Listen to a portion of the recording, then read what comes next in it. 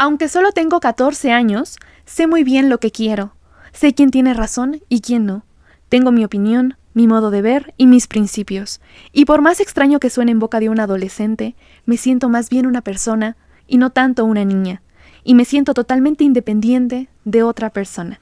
Sé lo que quiero, tengo una meta, una opinión formada, una religión y un amor. Que me dejen ser yo misma y me daré por satisfecha.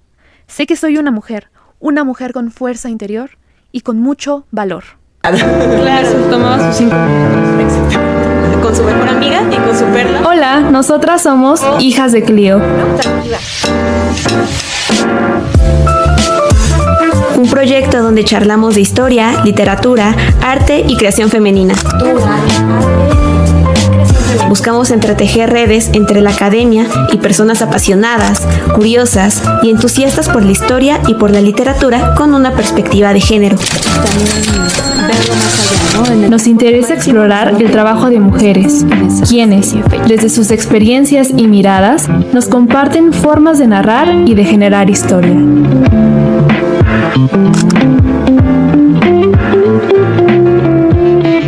Hola, ¿qué tal? Les doy la bienvenida a Hijas de Clio, un proyecto de divulgación cultural en el que hablamos de historia, literatura, arte y creación femenina.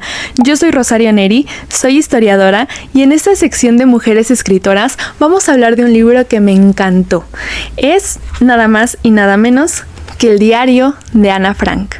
Yo debo decir que este libro lo empecé a leer cuando era una niña, más o menos como por quinto o sexto de primaria, y para ese entonces no entendía mucho de lo que decía. Entonces, pues la verdad es que lo dejé y fue hasta este mes, el mes de junio, que lo retomé porque ella nació el 12 de junio de 1929.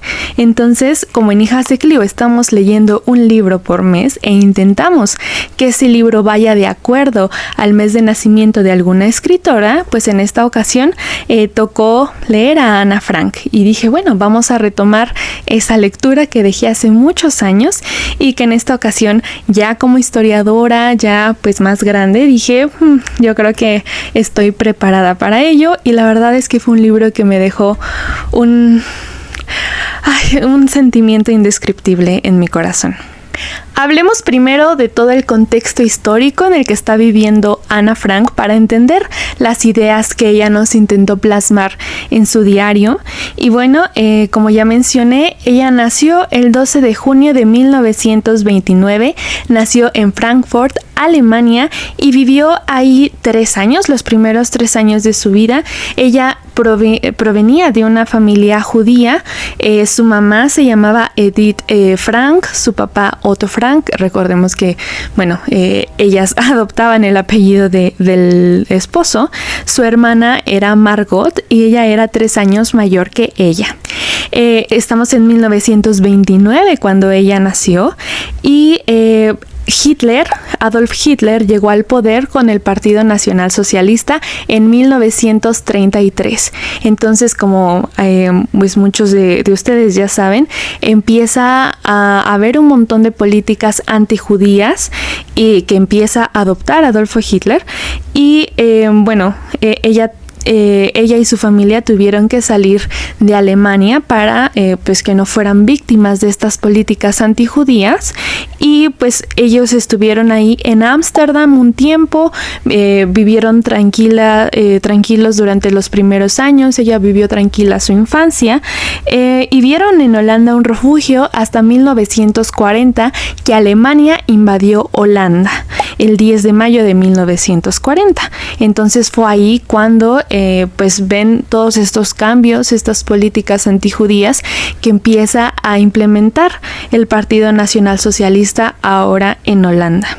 Sin embargo, una vez que Alemania invadió Holanda en 1940, estas políticas antijudías empezaron a verse reflejadas poco a poco. No fue de la noche a la mañana. Entonces, estos primeros 2 años, de 1940 a 1942, ella todavía vivió unos años tranquila. Sí veía que empezaban a incrementar todas esas discriminaciones hacia los judíos, que tenían que portar la estrella de David. Ella tenía que ir al liceo judío. también cómo había pues estas actitudes discriminatorias hacia ellos, pero fue hasta 1942 cuando todo cambió. En su cumpleaños número 13, ella recibió un diario. Ella vio, y de hecho ella lo narra ahí en las primeras páginas de su diario, que desde que estaba viendo los obsequios en la mesita, lo que más le llamó la atención fue su diario, y que de hecho creo que ella acompañó a su familia a comprarlo, pero como que ella lo pone en la mesa y disimula porque pues ella está emocionada de abrirlo el día de su cumpleaños. Y bueno, ella ve en ese presente, vamos a hablar ahorita más adelante de eso, pues ese objeto que ve en ese objeto a una amiga. Después de que sucede todo este evento de su cumpleaños y de que recibe su diario, casi un mes después, sin que ella lo haya imaginado, tuvieron que esconderse del régimen nazi. La razón por la que se tuvieron que esconder fue porque su hermana Margot recibió un citatorio para trabajar en Alemania, pero pues este citatorio no era para trabajar, sino que era también un mecanismo de deportación en donde pues te citaban y ya ahí te atrapaban y te deportaban. Entonces ella incluso pone en su diario que sintió mucho miedo cuando recibieron este citatorio porque sabían qué significaba el recibir este tipo de mensajes. Fue así como su familia decidió esconderse el 6 de julio de 1942. Para esto, su papá Otto Frank y también su mamá ya llevaban meses planeando esta huida, este escondite. Su papá tenía un negocio y él junto con algunos de sus empleados, de sus colaboradores, de sus socios, pues planearon pues el escondite de esta familia y tuvieron que adelantar, gracias al citatorio de Margot, pues su escondite. Ella describe esa huida pues de una manera pues bastante apresurada, como le dice incluso a su diario, no había podido escribir porque pues tuvimos que irnos a esconder. Ella habla de que salieron a cierta hora de la mañana, que procuraron que la gente no los viera, tenían también se ponían varias capas de ropa para que no tuvieran que cargar tanto y la gente no viera que traían maletas. Y bueno, ella narra todo ese escondite, todo ese episodio en su diario. Y fue así como se esconden en la parte de atrás de la empresa de su padre. Hace cuenta que está el edificio y había una parte en donde está un librero giratorio, y atrás de ese librero giratorio hay un pasadizo a una casa que está atrás. Hay algunas traducciones al español que le nombran de hecho la casa de atrás o el anexo secreto, dependiendo de la traducción que se lea. Ella habla como estábamos en el anexo o en la casa de atrás. Quienes se escondieron en este anexo o en esta casa de atrás fueron en total 8 personas: la familia de Ana Frank, Otto, Edith, Margot, Ana, y también otra familia que llega semanas después, que son los Van Pels.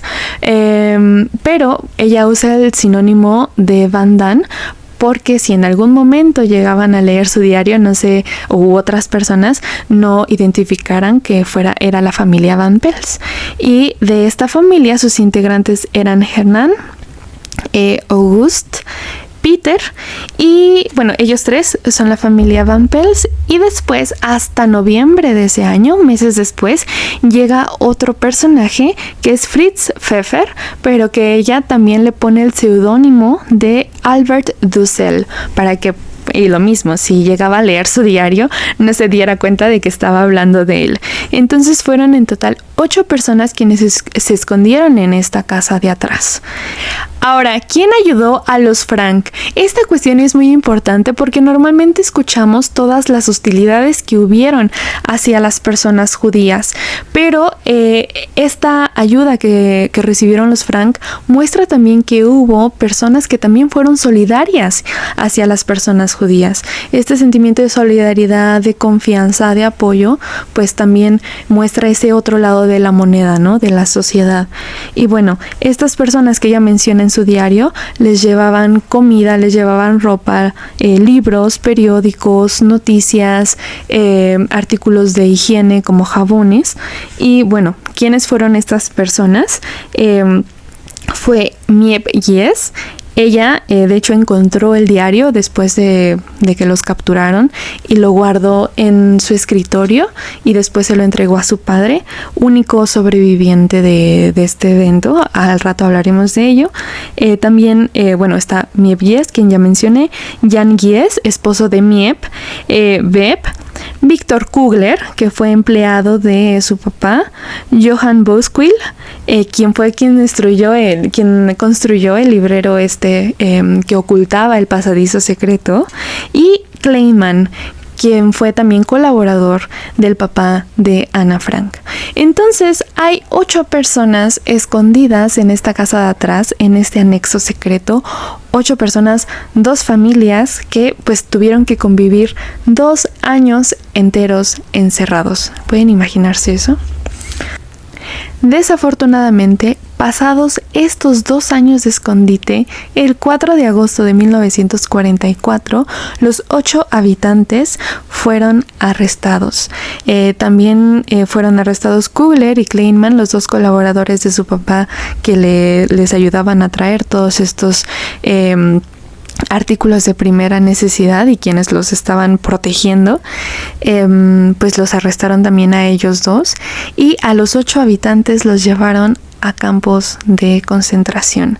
Hay ciertas hipótesis, todavía no están comprobadas, de que pues hubo alguien que los delató, pero bueno, no voy a entrar en esos detalles. Después de que fueron llevados a campos de concentración, Ana y Margot murieron en 1945 en el campo de concentración en donde ellas estaban, que era Bergen-Belsen, 2 meses antes de que fuera liberado el campo de concentración. Murieron de tifus, de esta enfermedad, y el único sobreviviente de toda esta desgracia fue el papá de Ana Frank, Otto Frank, quien publicó el diario. Ahora bien, este fue el horizonte histórico de Ana Frank, estos años de Segunda Guerra Mundial, en donde el Partido Nacional Socialista, con Adolf Hitler a la cabeza, estaba cometiendo todo este holocausto, estas invasiones alemanas, y bueno, pues es evidente todo el sufrimiento que vivieron los judíos. Ana, por supuesto, fue una víctima más. Fue un episodio demasiado triste, pero para este video yo no me quiero enfocar solamente en esa Ana víctima, porque sabemos que fue una víctima, sino quiero centrarme con el enfoque que Hijas de Clio tiene en esa Ana escritora, en esa Ana que si bien sí tuvo miedo, que si bien sí tuvo que esconderse, una Ana que también plasma ese sentido de libertad, esa esperanza, esas ganas de vivir, alguien quien habló de sí misma, quien habló de su cuerpo, quien tenía una confianza en su persona, quien tenía también un deseo de independencia, esa Ana libre que se ve también en su diario y que encuentra en su diario esa libertad. Quiero hablar de esa Ana escritora y bueno, pues vamos a darle a ello. Empecemos hablando de cómo la escritura fue el refugio que encontró Ana Frank. Si bien el anexo, la casa de atrás, fue el lugar en donde físicamente pues estuvo refugiada, la escritura fue el lugar donde verdaderamente ella se sintió a salvo, ella se sintió libre. Desde el inicio de su diario, mucho antes de que ella ella tuviera que esconderse, ella plasma cómo a través del lenguaje, de las palabras, ella siente mucha confianza. Incluso hay una historia que cuenta por ahí, cuando ella iba a la escuela, en que su profesor la regañó de tanto que hablaba y le dejó una tarea que era Ana como una charlatana, ¿no? Ana que hablaba mucho y que todo el tiempo estaba platicando, y que por eso tenía que hacer un ensayo de por qué no tenía que estar platicando en clase. Y ella dice algo muy, muy interesante que se los voy a leer. Dice 21 de junio de 1942. Esto fue cuando todavía ella no tenía que esconderse, entonces pues ella todavía está afuera, está viviendo en su casa, está tranquila, todavía ella no está en el escondite. Y dice: con la pluma en la boca, me puse a pensar en lo que podía escribir. Era muy fácil ponerse a desvariar y escribir lo más espaciado posible, pero dar una prueba convincente de la necesidad de hablar ya resultaba más difícil. Estuve pensando y repensando. Luego se me ocurrió una cosa. Llené las 3 hojas que me había dicho el profe y me quedé satisfecha. Los argumentos que había aducido era que hablar era propio de las mujeres, que intentaría moderarme un poco, pero que lo más probable era que la costumbre de hablar no se me quitara nunca, ya que mi madre hablaba tanto como yo, si no es que más, y que los rasgos hereditarios eran muy difíciles de cambiar. Entonces, desde mucho antes de que ella se escondiera, pues ella manifiesta esa necesidad que tiene de hablar, de contar las cosas, esa familiaridad que ella tiene con el lenguaje, y por supuesto que va a manifestar perfectamente en su escritura. Y bueno, eso también muestra cómo las mujeres, claramente también los hombres, pero en este caso vemos cómo las mujeres encontramos un refugio en la palabra, un refugio en la lengua, en esa lengua materna que nos da nuestra madre, y que también pues vemos en ella como un espacio en donde podemos expresar todo lo que tenemos dentro. Y la prueba está también en cómo ella ve en su diario a una amiga mujer a la que le quiere contar todo lo que ella está sintiendo, ¿no? Recordemos que en estos años ella está viviendo su adolescencia, va también a manifestarse mucho todos esos pensamientos adolescentes que tiene Ana, y uno de ellos es que se empieza a sentir sola, que nadie la comprende y que ella tiene esa necesidad de expresarle algo a una amiga. Entonces ella misma le dice a Kitty, a su diario, que la quiere tratar como una amiga. Entonces voy a leerles ese pasaje en donde ella le pide a Kitty que sea su confidente y que guarde prácticamente todos sus secretos. Sábado 20 de junio de 1942, apenas unos días después de su cumpleaños y de que recibió el diario. Y bueno, ya había escrito algunas cosas de su familia, de cuando recibió el diario. Y bueno, ahorita ya han pasado unos 8 días.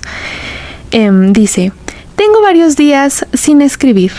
Necesitaba reflexionar sobre lo que significa un diario. Es una sensación singular el saber expresar mis pensamientos, no solo porque nunca había escrito, sino porque creo que más tarde ni yo ni nadie se interesaría por las confidencias de una niña de 13 años. Pero en fin, eso no tiene la menor importancia. Tengo ganas de escribir y aún buscar en mi corazón toda clase de cosas. El papel es más paciente que los hombres. Este dicho llegó a mí un día que me encontraba melancólica y muy aburrida, con la cabeza entre mis manos, muy enojada.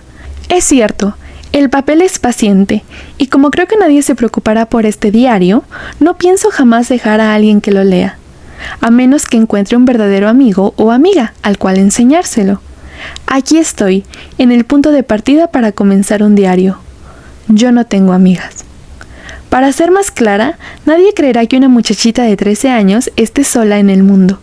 Claro que esto no es exactamente real, ya que tengo a mis padres y a una hermana de 16 años.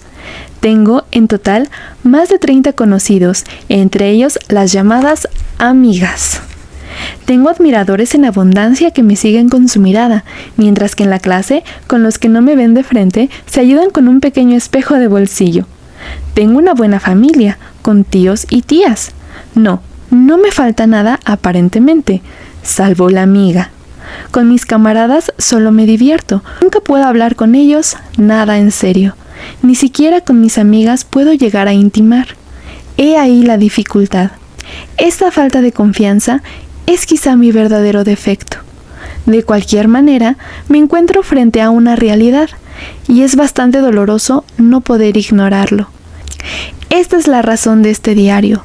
A fin de evocar mejor la imagen que me forjo de una amiga muy esperada, no quiero limitarme a simples hechos, como muchos lo hacen, sino que deseo que este diario se convierta en la amiga, y esta amiga llevará por nombre Kitty. Y bueno, esto muestra claramente cómo Kitty va a ser su mejor amiga, Kitty va a ser su mayor confidente y ella va a ser el lugar en donde ella va a estar completamente a salvo.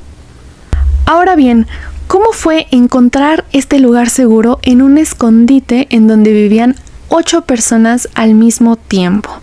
Bueno, pues sí, ella narra también en ese diario todos esos miedos que ella tenía, porque hay varias ocasiones en donde piensan que se metieron ladrones, en donde escuchan ruidos, en donde también llegan ciertas alertas de que cada vez persiguen y reclutan a más y más judíos.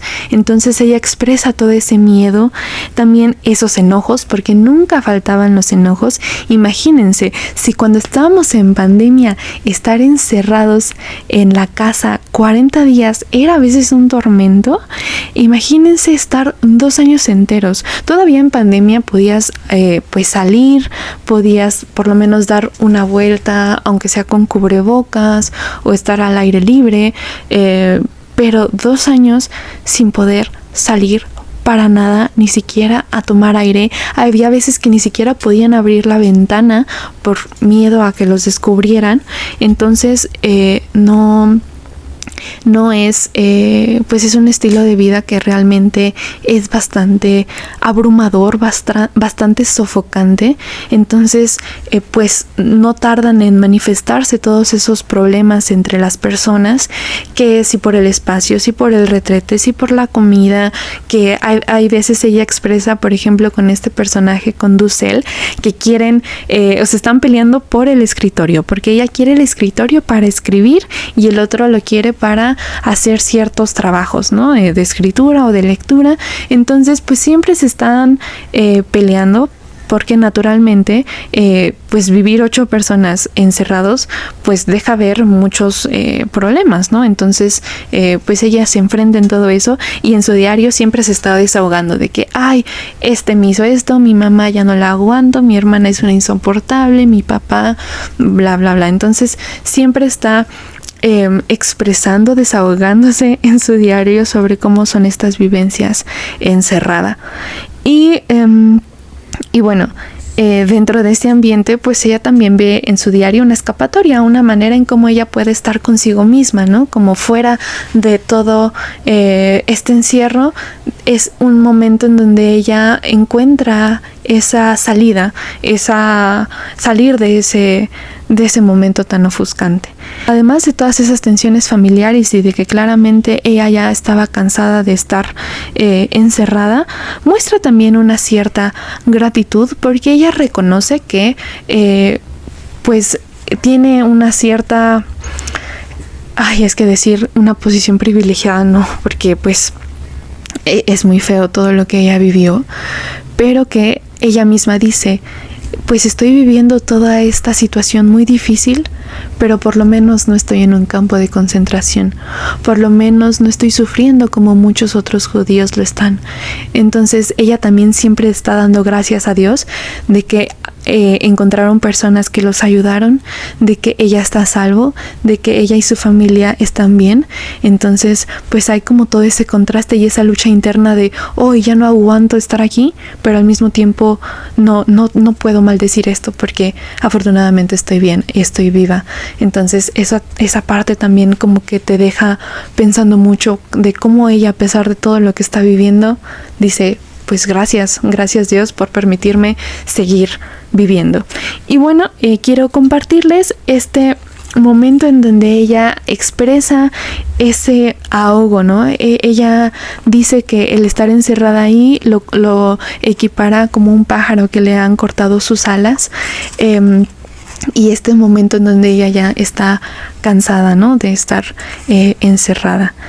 Y dice así, esto ya ha pasado, cuando escribe esto ya ha pasado 1 año de que están encerrados, un poquito más de 1 año, ya es el 29 de octubre de 1943, 1 año, 2 meses más o menos, y dice algo así: constantemente me dicen, qué mala cara tiene, Te confieso que hasta hacen lo imposible para que mi salud no flaquee. Me dan dulce de uva, aceite de hígado de bacalao y tabletas de levadura y de calcio. Mis nervios me juegan malas pasadas y estoy siempre de mal humor. La atmósfera de la casa es deprimente, soñolienta y aplastante, sobre todo los domingos. Afuera no se escucha ningún pájaro cantar y dentro un silencio mortal y sofocante planea sobre todos y todas las cosas, pesando sobre mí como si quisiera arrastrarme a lo profundo de un precipicio. En momentos así me olvido de Pim, de mamá y Margot. Paréntesis, Pim era una manera en cómo ella le decía de cariño a su papá, entonces se refiere a su papá. Y bueno, retomo. Voy de una habitación a otra, subo y bajo las escaleras, y me da la sensación de ser un pájaro enjaulado, al cual le han arrancado las alas violentamente, y que en la más absoluta penumbra choca contra los barrotes de su estrecha jaula al querer volar. Oigo una voz dentro de mí que me grita: quiero salir, quiero aire, quiero reír. Ni siquiera contesto. Me tiro en uno de los divanes y duermo para cortar el tiempo, el silencio y la espantosa angustia, ya que es imposible deshacerse de ellas. Tuya, Ana. Entonces aquí se ve claramente en esas líneas esa angustia, esas ganas de decir: ya, sáquenme de aquí, quiero ser libre, quiero volar. Y bueno, esta metáfora que ella emplea con el pájaro es realmente clara al manifestar cómo ella se está sintiendo en este lugar y con toda esta situación de guerra que está viviendo. Ahora quiero narrarles también, o quiero leerles el momento en donde ella también muestra esa gratitud o esas palabras en donde ella también dice: pues bueno, dentro de todo no la estamos pasando tan mal. Y como también se entera, porque ellos tienen un pequeño radio en donde escuchan las noticias de la guerra, y bueno, cada vez que escucha esto, pues ella dice: pues estoy aquí a salvo. Y bueno, dice así: Dussel nos ha platicado mucho del mundo exterior, del cual hace mucho tiempo ya no formamos parte. Sus relatos son tristes, ya que muchos amigos han desaparecido y su futuro nos hace temblar. No hay noche en que los alemanes no recorran la ciudad en busca de judíos, tocando de puerta en puerta hasta dar con ellos. A veces pegan con florines la cabeza de los judíos, como si se tratara de una cacería de esclavos de las que se hacían antes. Por la noche veo a gente inocente caminando en la oscuridad, con niños en brazos llorando, obedeciendo a las órdenes de estos individuos, los cuales no respetan a nadie: ancianos, niños, bebés, mujeres embarazadas, enfermos, todos marchando hacia su muerte. Qué bueno que nosotros tenemos abrigo y calma aquí. Podemos cerrar los ojos ante tanta miseria, pero siempre pensamos en nuestros amigos y las terribles cosas por las que están pasando, sin nosotros poder ayudarlos. En mi cama, bien tapada, me siento muy mal al pensar en mis queridas amigas, las cuales han sido arrancadas de sus hogares y lanzadas a este infierno. Me da horror el solo pensar que aquellos tan cercanos a mí se encuentran en manos de aquellos verdugos, solo por ser judíos. Y bueno, pues ella fue una persona que definitivamente también pensó mucho la guerra. Ella criticó mucho la guerra en varias líneas. Ella también juzga a todas esas personas que mantienen todavía esa actitud hostil hacia otras religiones, hacia otras costumbres. Ella también pues juzga mucho todo este régimen nacionalsocialista, y es una persona también muy conocedora de política. Habla sobre estas actitudes de Adolf Hitler, también de Winston Churchill, de Mussolini. Entonces, bueno, fue una persona también muy crítica, muy informada, a pesar de su corta edad. Ahora, justamente vamos a hablar de esa corta edad que tenía Ana Frank en el momento en que escribió su diario. Ella vivió ese encierro a los 13, 14 y 15 años. bueno, ella se va a esconder cuando tiene 13 años, que fue cuando le regalaron el diario, y la arrestan cuando ya tenía 15. Entonces son años de su plena adolescencia en donde empieza a tener todos esos cambios en su cuerpo, en sus ideas, esa inquietud por conocer cosas nuevas, un despertar sexual naturalmente, y también esta manera en cómo ella tiene esas ganas igual de independizarse de sus padres y de pues toda esa crisis de identidad, ¿no? De quién soy, de quién es Ana, qué es lo que quiero ser, hacia dónde quiero ir, qué va a pasar cuando salga de aquí, ¿no? Porque constantemente ella está manifestando esos sueños cuando ella pues salga de ese encierro. Y primero que nada muestra todos esos problemas que tiene con su familia, especialmente con su mamá, porque ella siempre describe a su mamá como alguien que no la comprende, alguien que es muy superficial, alguien que no prosperó, una persona a quien menosprecia demasiado, que ella no la ve como una madre suficiente. Ella lo dice así, ¿no? Ella no es una verdadera mamá porque no me escucha, tampoco es una mujer que llegó a ser exitosa, ¿no? Porque ella solamente se dedicó a ser ama de casa.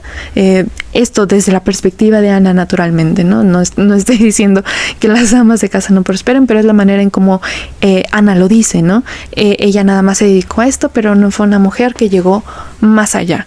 Entonces, pues sí, esas peleas constantes con su mamá y cómo pues prácticamente es una chica incomprendida, ¿no? Desde su punto de vista. Y voy a mostrarles una parte en donde ella expresa esa insatisfacción que ella tiene con su mamá.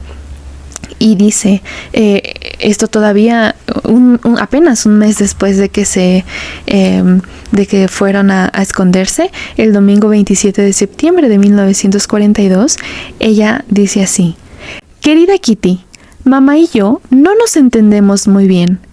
Últimamente tenemos muchos problemas. Creo que la ha tomado de nuevo en mi contra.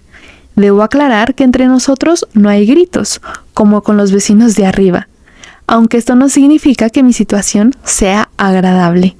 La manera de ser de Margot y de mamá se me hace muy extraña y considero que es una lástima que comprenda mejor a mis amigas que a mi propia madre. Y bueno, todo el diario se la lleva así. Es muy, muy, muy, muy raro que ella narre algún evento bonito con su mamá. Casi siempre está peleando con ella. Entonces, a diferencia de su papá, ¿no? Ella al inicio siempre pone que su papá es un cielo, que es pues una persona que la escucha, con la que se lleva muy bien. Con su hermana se lleva más o menos.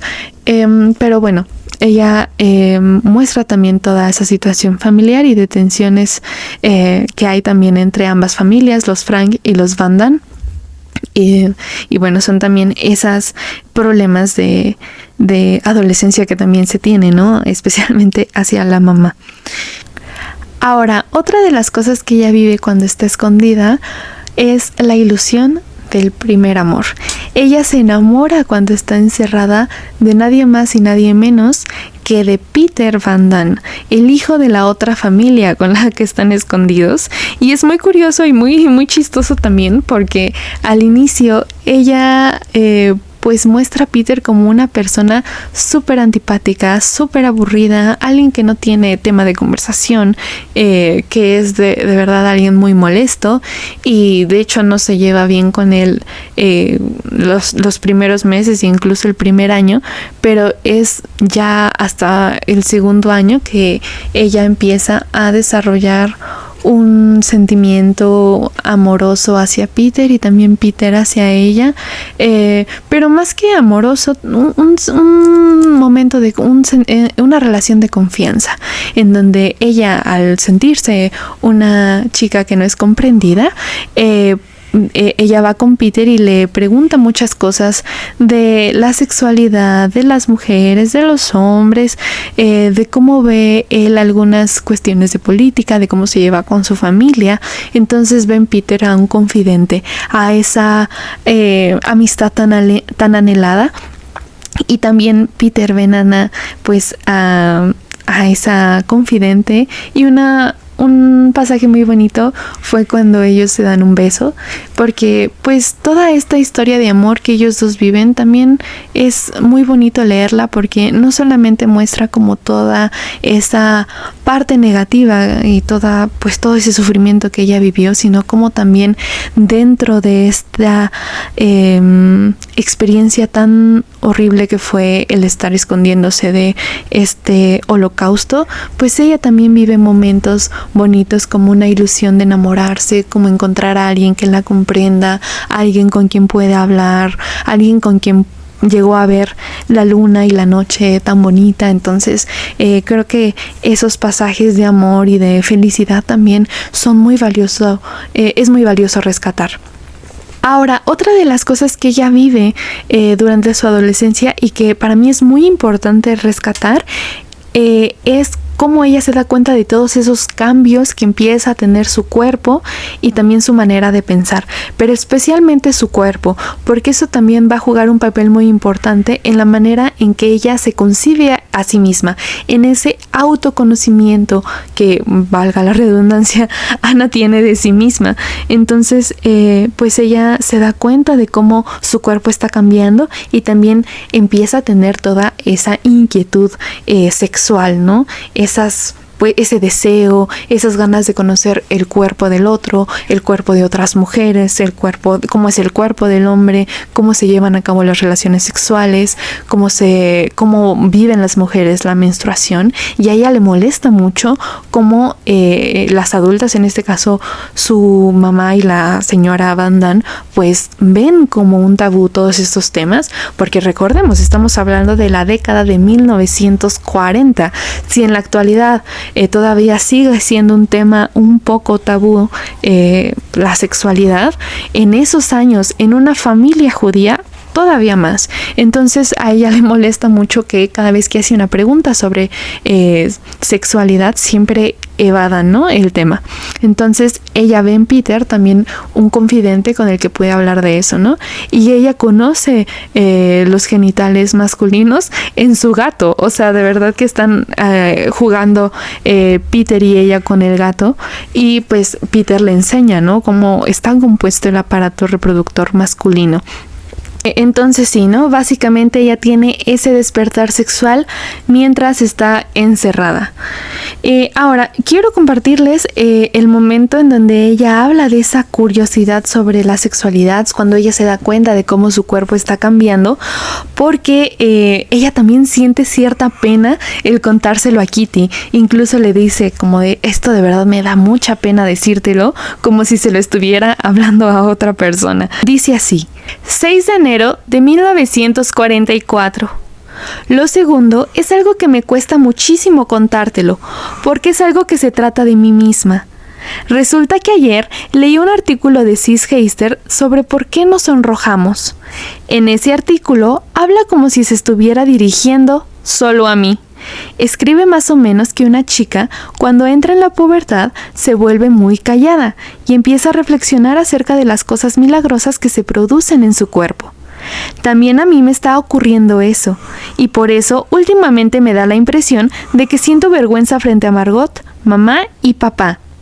Me parece muy milagroso lo que me está pasando, y no solo se puede ver del lado exterior de mi cuerpo, sino también lo que se desarrolla en su interior. Justamente, al no tener a nadie con quien hablar de mí misma y sobre todas estas cosas, las converso conmigo misma.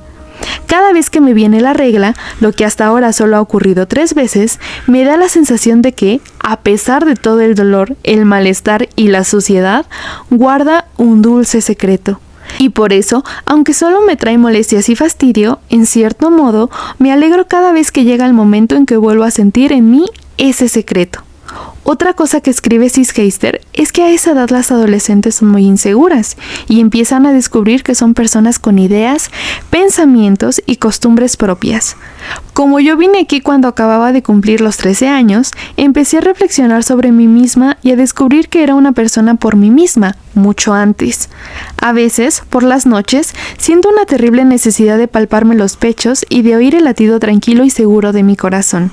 Inconscientemente, antes de venir aquí, ya había tenido sensaciones similares, porque recuerdo una vez que me quedé a dormir en casa de Jack y que no podía contener la curiosidad de conocer su cuerpo, que siempre me había ocultado y que nunca había llegado a ver. Y bueno, pues este pasaje expresa claramente todo lo que les estoy diciendo. Todo ese descubrimiento de su cuerpo, de todos estos cambios que ella está teniendo, no solo físicos, sino también en su manera de pensar. Ella misma dice cómo se da cuenta que es una persona con ideas, pensamientos y costumbres propias. Y bueno, todo esto de verdad que va a jugar un papel fundamental en cómo ella se autopercibe, cómo ella se conoce muy bien a sí misma, porque ella misma lo dice, ¿no? Ya que no tengo a nadie a quien contarle, pues me lo cuento a mí misma, ¿no? Es decir, reflexiono sobre mí misma. Entonces eso la va a llevar a tener una confianza y seguridad en su persona asombrosas. Y vamos ahora a hablar sobre el conocimiento sobre ella misma.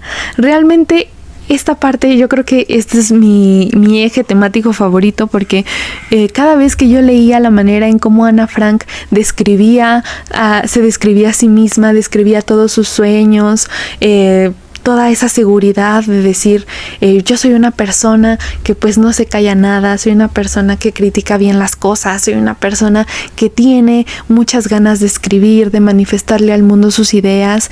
Realmente encendía una llama en mí que es indescriptible, como yo pues admiraba todas esas palabras que manifestaba una niña de 14 años, y pues realmente es todavía más triste que, bueno, tú ya sabes cómo termina esta historia, ¿no?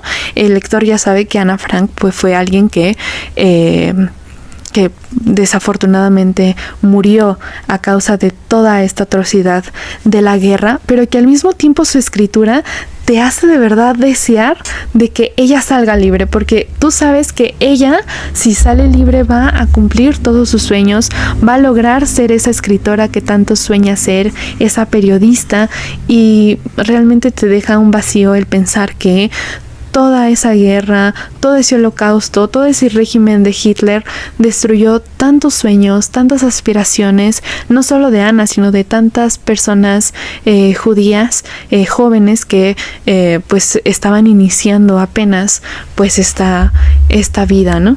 Es muy bonito ver esa determinación que ella tiene. Ella sabe perfectamente qué es lo que quiere ser y qué es lo que no quiere ser.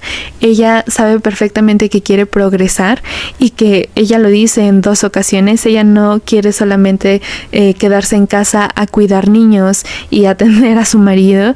Ella no quiere ser una ama de casa completamente. De hecho, hay una parte muy chistosa en donde ella está desvainando, me parece, chícharos o alguna especie de verdura, y dice que se desesperaba tanto que con cada vaina que pelaba, pues ella se convencía de que ella no quería ser una ama de casa. Pero ¿qué sí es lo que quiere llegar a ser Ana Frank?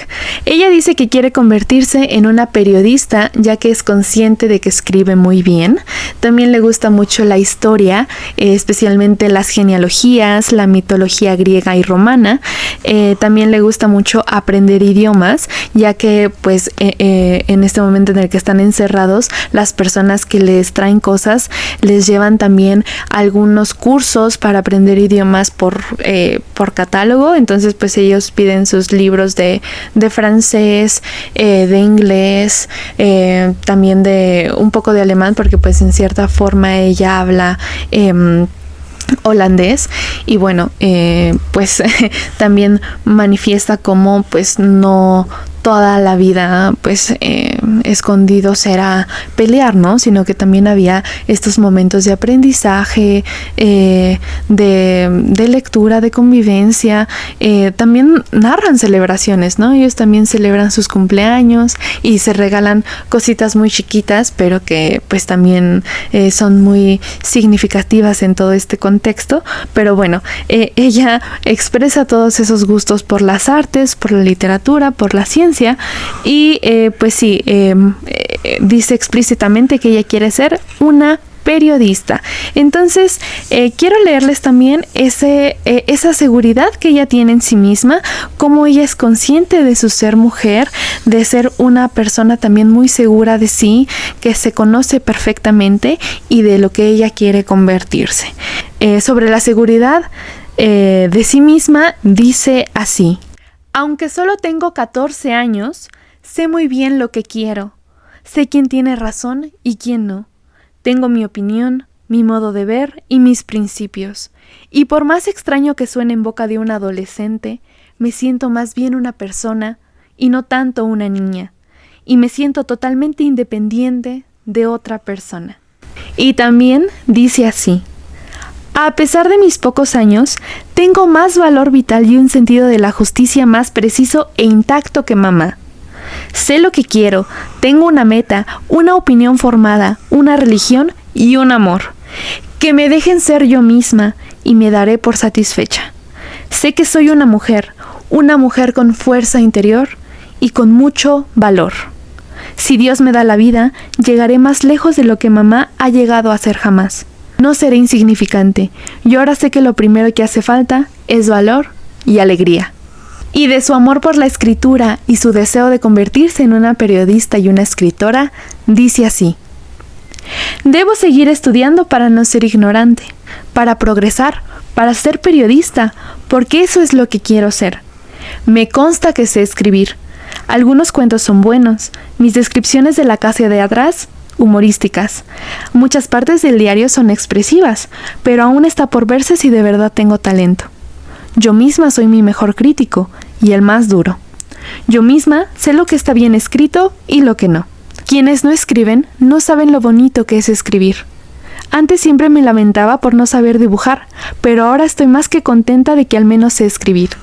Y si llego a no tener talento para escribir en los periódicos o para escribir libros, pues bien, siempre me queda la opción de escribir para mí misma. Pero quiero progresar. No puedo imaginarme que tuviera que vivir como mamá, la señora Van Damme y todas esas mujeres que hacen sus tareas y que más tarde todo el mundo olvidará. Aparte de un marido e hijos, necesito otra cosa a la que dedicarme. No quiero haber vivido para nada, como la mayoría de las personas. Quiero ser de utilidad y alegría para los que viven a mi alrededor, aún sin conocerme. Quiero seguir viviendo aún después de muerta. Y por eso le agradezco tanto a Dios que me haya dado desde que nací la oportunidad de instruirme y de escribir. O sea, de expresar todo lo que llevo dentro de mí. Cuando escribo, se me pasa todo. Mis penas desaparecen, mi valentía revive. Pero entonces surge la gran pregunta: ¿podré escribir algo grande algún día? ¿Llegaré algún día a ser periodista y escritora? Espero que sí. Ay, pero tanto que sí. Porque al escribir puedo plasmarlo todo, mis ideas, mis ideales y mis fantasías. Y yo siento tanta emoción porque de verdad ella, sin saberlo, se convirtió en alguien que escribió algo grande. O sea, ella, sin saberlo y preguntándose meses antes de su muerte si algún día iba a llegar a escribir algo grande, sin saberlo, llegó a escribir algo grande. Entonces, no sé, es muy emocionante ver cómo ella, en esta crisis de identidad, en este descubrimiento de sí misma, en estos años en donde pues ella está preguntándose hacia dónde va, y especialmente en un momento de tanta incertidumbre como fue la guerra, qué es lo que venía después. Es muy bonito ver cómo ella decía, bueno, si no puedo escribir para alguien más, me voy a escribir a mí, voy a escribir para que yo misma pueda sentir esa libertad de plasmar todo, de expresar mis ideas, mis fantasías, mis ideales. Entonces es muy inspiradora, y más en esta parte que dice: quiero seguir viviendo después de muerta, porque más de 80 años después ella sigue viva en este escrito, ella sigue viva en su relato, y nosotras la seguimos reviviendo con cada lectura que hacemos de su diario. Un último tema del que quiero hablar, que se ve muy presente también en estas ideas que ella tiene de no querer ser solamente una ama de casa y de que una mujer puede dar más que incluso cuidar hijos y dedicarse a la casa y bueno, a su marido, es también estas ideas que tiene sobre la importancia de la mujer, sobre que las mujeres son personas muy, muy, muy, muy, muy valiosas y que también pueden llegar a ser muy, muy grandes, ¿no? Que ella no quiere pues limitarse a ser como su mamá y la señora Van Damme, que ella quiere dejarle algo al mundo y no ser olvidada desde su perspectiva, ¿no? Entonces, pues bueno, ella hace una reflexión muy interesante sobre el papel que la sociedad y la historia le ha concedido a la mujer. Y bueno, esto también se los quiero leer porque realmente sus palabras son tan reflexivas y te dejan pensando mucho como una niña de 14 años dice esto, ¿no? Sobre cómo ha sido muy injusta la historia hacia nosotras, las mujeres. Y dice así: más de una vez, una de las preguntas que no me deja en paz por dentro es por qué en el pasado, y a menudo ahora, los pueblos conceden a la mujer un lugar tan inferior al que ocupa el hombre. Todos dicen que es injusto, pero con eso no me doy por contenta. Lo que quisiera conocer es la causa de semejante injusticia. ¿Es de suponer que el hombre, dada su mayor fuerza física, ha dominado a la mujer desde el principio? El hombre que tiene ingresos, el hombre que procrea, el hombre al que todo le está permitido. Ha sido una gran equivocación por parte de tantas mujeres tolerar hasta hace poco tiempo que todo siguiera así sin más, porque cuantos más siglos perdura esta norma, tanto más se arraiga. Por suerte, la enseñanza, el trabajo y el desarrollo le han abierto un poco los ojos a la mujer. En muchos países, las mujeres han obtenido la igualdad de derechos. Mucha gente, sobre todo mujeres, pero también hombres, ven ahora lo mal que ha estado dividido el mundo durante tanto tiempo, y las mujeres modernas exigen su derecho a la independencia total. Pero no se trata solo de eso, también hay que conseguir la valoración de la mujer. En todos los continentes, el hombre goza de una alta estima generalizada. ¿Por qué la mujer no habría de compartir esa estima antes que nada? A los soldados y héroes de guerra se les honra y rinde homenaje. A los descubridores se les concede eterna fama. Se venera a los mártires. Pero, ¿qué parte de la humanidad en su conjunto también considera soldados a las mujeres? En el libro Combatientes para toda la vida pone algo que me ha conmovido bastante, y es algo así como que, por lo general, las mujeres, tan solo por el hecho de tener hijos, padecen más dolores, más enfermedades y desgracias que cualquier héroe de guerra. ¿Y cuál es la recompensa por aguantar tantos dolores? La echan a un rincón si ha quedado mutilada por el parto. Sus hijos al poco tiempo ya no son suyos, y su belleza se ha perdido. Las mujeres son soldados mucho más valientes y heroicos, que combaten y padecen dolores para preservar a la humanidad, mucho más que tantos libertadores con todas sus historias bonitas. Con esto no quiero decir en absoluto que las mujeres tendrían que negarse a tener hijos. Al contrario, si así lo quiere la naturaleza, así ha de ser. A los únicos que condeno es a los hombres, y a todo el orden mundial, que nunca quieren darse cuenta del importante, difícil y a veces también bello papel desempeñado por la mujer en la sociedad. Von der Gruyt, el autor del libro mencionado, cuenta con toda mi aprobación cuando dice que los hombres tienen que aprender que en las partes del mundo llamadas civilizadas, un parto ha dejado de ser algo natural y corriente.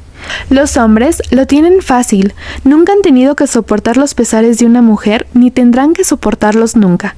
Creo que todo el concepto del que tener hijos constituye un deber de la mujer cambiará a lo largo del próximo siglo, dando lugar a la estima y a la admiración por quien se lleva esa carga al hombro, sin rezongar y sin pronunciar grandes palabras. Así que no queda lugar a dudas de esa autoconciencia de ser mujer que tenía Ana Frank, de esa determinación propia, de ese sentido de justicia que la historia y la sociedad le deben mucho a las mujeres. Y es con esos pensamientos con los que quiero terminar esta reseña del libro El diario de Ana Frank. Pero, Antes de irme, quiero mencionar 2 cosas que yo considero muy significativas. La primera tiene que ver con la publicación del diario. Hay que recordar que fue esta Miep quien guardó el diario y que después se lo entregó al padre de Ana, a Otto Frank, único sobreviviente de esta tragedia, y que, bueno, ya él decidió después publicar el diario de su hija. Para esto, quiero mencionar una cosa muy importante, que fue que en 1944 ella misma dice que estaban escuchando en la radio, cuando estaban ahí con su familia, que empezaron a reclutar testimonios, diarios, crónicas, de personas que estaban escribiendo durante la guerra. Y de hecho es muy chistoso como ella lo narra, porque dice que estaban ahí todos en familia y que cuando escucharon la noticia todos voltearon a ver a Ana y a su diario como diciendo, tú estás escribiendo un diario, ¿no? Y que esto la deja mucho pensando, porque ella dice, bueno, quizás sea buena idea que pues mi diario sirva también como un testimonio, ¿no? De cómo vivíamos algunas personas judías. Entonces, pues bueno, ella naturalmente va escribiendo en su diario día con día, y después de esta noticia empieza a pues mejorar algunos pasajes, o empieza como a quitar algunas cosas que no quería, como que va preparando ese escrito por si en algún momento ella decide publicarlo. Desafortunadamente, pues ella fallece, y fue hasta después que su papá decidió pues publicar el diario, ¿no? Pero hay muchas investigaciones y muchas hipótesis de que fue el papá el que agregó muchas cosas al diario, ¿no? De que agregó algunos pasajes, algunos pensamientos, de que pues metió prácticamente de su cosecha.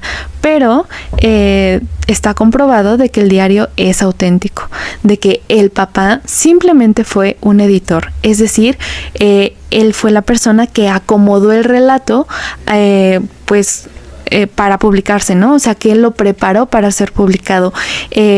Es cierto que sí quitó algunas cosas que resultaban un tanto incómodas, por ejemplo, muchas de las peleas que Ana tiene con su mamá, algunas cuestiones más íntimas que para el momento iban a resultar un poco incómodas para los lectores, que tienen que ver más con esto de la sexualidad, esas inquietudes que Ana tiene con respecto a su cuerpo, y que pues para el momento y para la época, en 1947, que se publica la primera edición, pues eran todavía muy tabú, ¿no? Entonces el papá pues acomoda el relato a como deseaba que fuera publicado, pero esto no significa que él escribiera cosas en el diario de su hija, ¿no? O sea, que él agregara de su cosecha a este escrito, porque pues está comprobado que este relato es auténtico.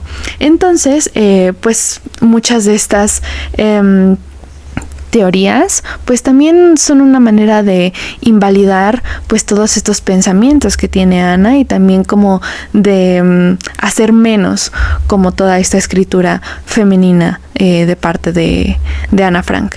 Entonces pues sí, él fue el editor, pero eso no significa que fuera coautor del libro, ¿no? O bueno, autor del libro.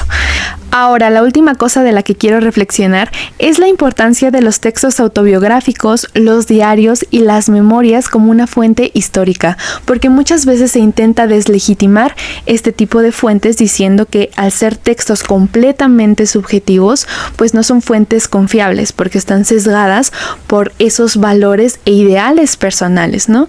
Y que muchas veces, más que contar los hechos como realmente fueron, intentan acomodar los hechos a como quieren mostrarlos a un público. Pero también el hecho de que la autora o el autor acomode las cosas o quiera transmitir al público las cosas de cierta manera, también todas esas aspiraciones personales, todos esos ideales que tiene cada persona, también muestra mucho de cómo era la sociedad en ese momento. Todos esos pensamientos, todos esos valores, todas esas metas, todas esas ideas, sean o no sean verídicas, deja mucho a relucir, o revelan mucho cómo eran las sociedades de cada época. No porque no sean completamente verídicas en el sentido de que así tal cual sucedieron las cosas, el hecho de que también sean reconstruidas, rearmadas, reconfiguradas,